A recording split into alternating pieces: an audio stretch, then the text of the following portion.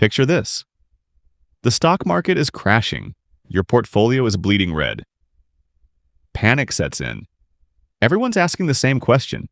How long will it take for stocks to hit rock bottom? How long until the pain stops and the recovery begins?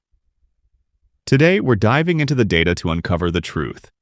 How long does it take for stocks to bottom out during a crash? We're going to look at every major S&P 500 drop from 1929 until today and see how long it took for the market to hit a known bottom. The market hits a bottom relatively fast, the median ranging from 0.3 to 2 years. Obviously, the deeper the fall, the longer it takes to form. However, this is in hindsight.